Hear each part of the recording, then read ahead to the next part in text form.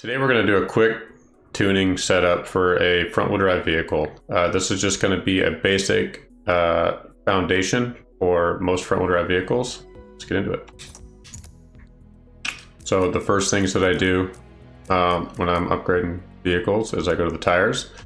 We're going to do the tire compound and we're going to just bump it up to street. Rear 205, front 225. I like to run a bigger tire in the front on front-wheel drive vehicles because it allows a little bit more rotation when you're exiting the corners. Drivetrain, transmission. I know that this car's transmission sucks, so we're going to run the sport transmission so that I can adjust the final drive ratio. Differential. I always do the race differential. It almost never adjusts your RPI, and you get so much tuning and functionality out of it, so that's a no-brainer. Clutch. We want the car to shift fast. So we're going to go with the clutch. Race. So we're already at 400. So let's see if we can lower the PI just a little bit. One of the best ways to do that is to go to the rear wing. Add a little bit of downforce. Now that might not be quite your style, but if you notice, it's gone down 3 PI. So we're going to go with it. Front bumper. If we have rear downforce, we want front downforce. So Forza front bumper, and it lowered it 1 point again. We're not going to mess with the side skirts or the rear bumper. Wheels. Always got to put some wheels on. Sometimes you can put heavier wheels on and it'll lower the PI even more, but we're not going to do that. I like the Koenig decograms. I have these on my Fiesta ST, and I've seen them on Hondas. They look pretty good. Sometimes you can upgrade the wheel size a little bit. So if you go from 15 to 16, sometimes it will lower the PI a little bit, and it didn't. We didn't go up, we didn't go down, so I'm happy with it. Brakes. Typically, I like to run the race brakes just so that you can get the tuning out of it. Ballast. I noticed this earlier when I was messing around with this car. If you put the first ballast on, you do 60-40, a little bit better weight distribution, so I like that. Springs and dampers. Okay, we got 9 PI, so hopefully this will work. Okay, so we're at 394 now with the race springs and dampers. I like to put the anti-roll bars on.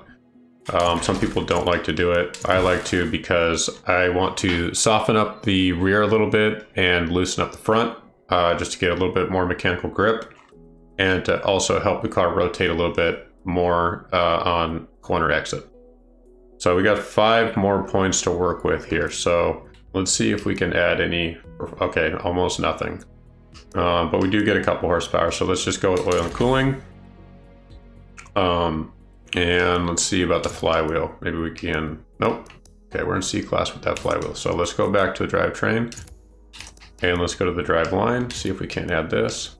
Sport drive line. So putting the sport drive shafts or the sport half shafts up front does lower the weight just a little bit, so looks like we're saving about 6 pounds, so we'll go with it. Now we're maxed out D400, and I will show you a little bit of the tuning setup now.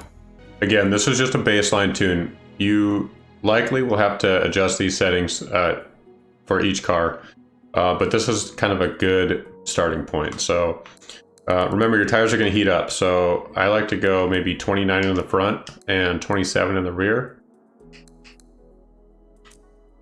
For the gearing, remember I said that the transmission sucks, so we're going to adjust the final drive. The reason why it sucks is because second gear is too short, third gear is too long, so we're going to actually bump it up. I've done a little bit of testing, and I like 456 on this car.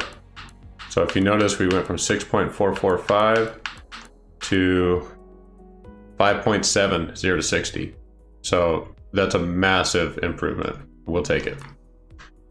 So for the alignment, I always start in the front with a negative 2.5 and the rear a negative 1.7. For the front toe, I will typically start out positive 0.2 to get a little bit better turn in response and negative 0.2 to get a little bit better stability on the straights. Anti-roll bars. So remember I was talking about getting mechanical grip and getting the rear end of the car to rotate a little bit more on corner exit. So we're going to lower this. We're going to put the front at 20 just to loosen it up a little bit, and we're going to put the rear though 20 is probably kind of high for a front wheel drive car. We're going to try it 2020. Front spring. So again, we want the car to rotate, so we're going to tighten up the front. We're going to try 750, and in the rear we're going to do 550.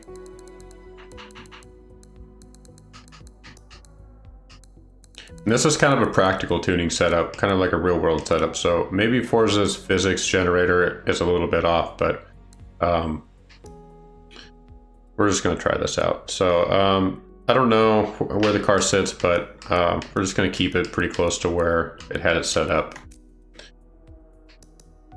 Rebound stiffness. I will tend to drop this 5 points. Not sure if that actually works, but that's what I do. So in the front, we're going to bump this up to, looks like we can go to 100. I'm cool with 100. And in the rear, I just want a little bit more, so we'll do 135. So the braking force, I want the balance to be more towards the front, so we're going to just barely adjust it to the front. And I like a little bit more braking pressure. If you find yourself locking up the tires, I would actually lower the braking pressure just a little bit. I run without ABS, and I have a light finger, so we'll go with that. Acceleration. So if you have a high acceleration, what's going to happen is your differential is going to lock up quicker. Your car's going to spin the tires quicker, the more throttle you give it. So something that helps with corner exit in a front wheel drive and even a rear wheel drive vehicle is to lower the acceleration. I will typically start about 34. This way the front end won't lock up as quickly and your car won't spin out on corner exit. So we'll try 34. Deceleration 0 for a front wheel drive vehicle every time. While I was leveling up the Civic Type R, I came across my arch nemesis and rivals, Smoke Mithelston. He's actually my brother, and he always beats me. But anyways, I was trying to beat him. Find out in the next episode which brother is the faster racer.